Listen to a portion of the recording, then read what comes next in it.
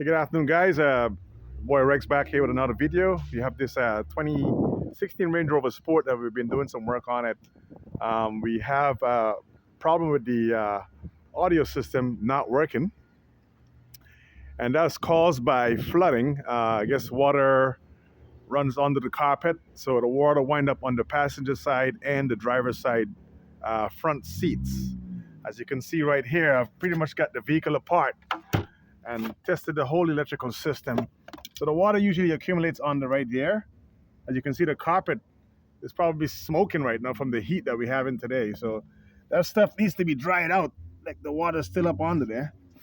So we took apart the whole system and we tried to attempt to replace the amplifier, reprogram the amplifier, but we still wind up having a problem.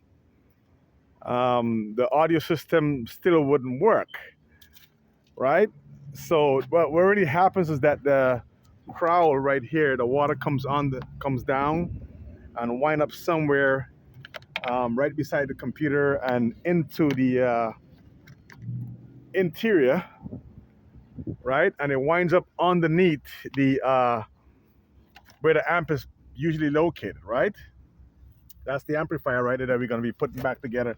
So it's all filled up with water and stuff like that.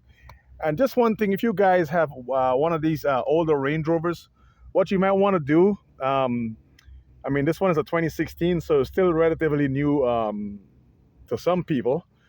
Just bore a couple of holes in the floor. It's probably not the right way to do it, but just in case the water accumulates, at least it'll wind up draining itself up, because some of these problems, in order to fix them the right way, it's going to cost a lot of money to do that. So just bore a couple of holes in the frame in the frame in the bottom. It's not going to hurt the vehicle or create any kind of road noise.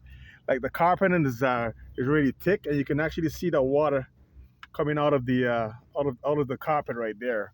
You know, it's still gonna have a long way to go to actually get that dried out. It might take a little while. So this is the old amplifier that came out, and as you can see, they do go by numbers, but I guess you can reconfigure the amplifier to make it suitable for any other application.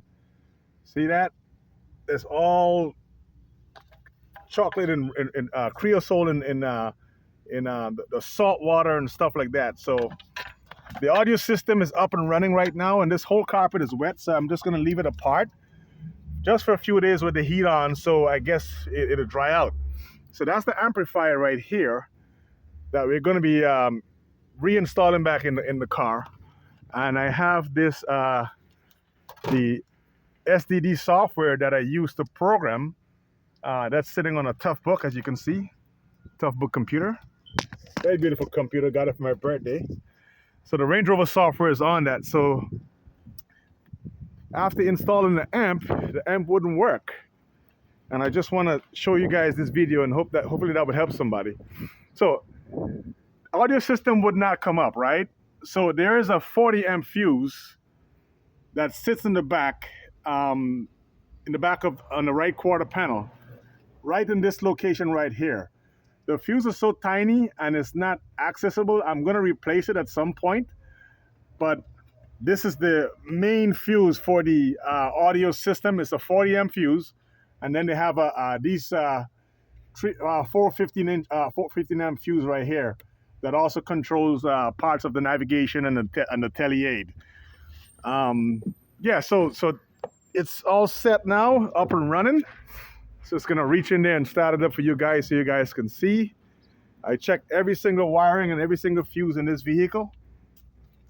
Beautiful car still. I'm still doing some work on it, and there's an updated video coming out on the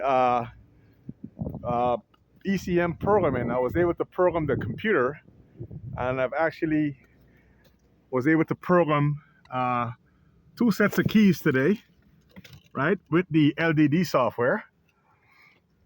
And I also programmed the amp and programmed the engine ECM, which is back here, to see if I can fix my coding problem.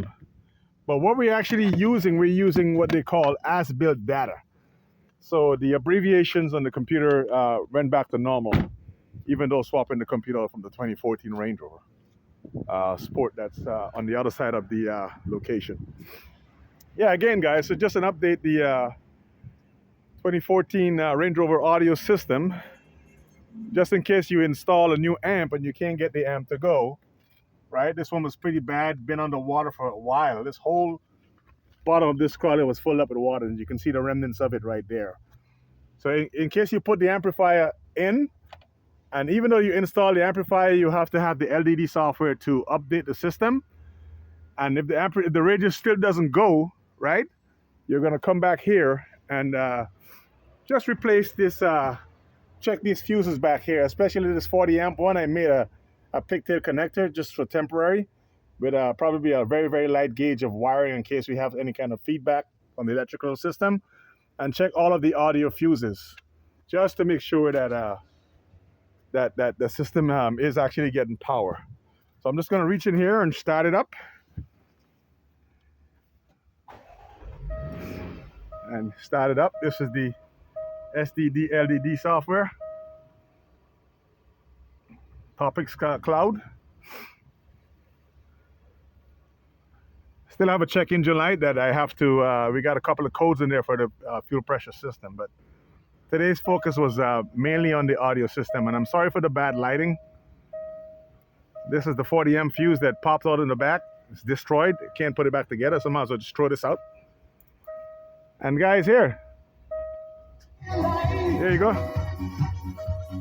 We got songs. We got songs. Boy, am I happy. Boy, am I happy. And we got the navigation too. That's also working.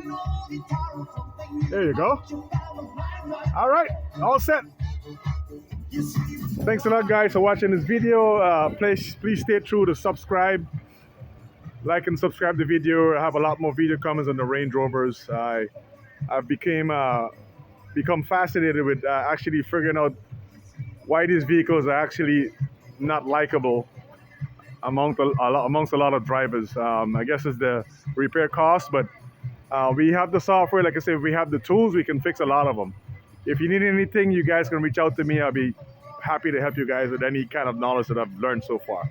Thank you very much. Your boy Rex is out.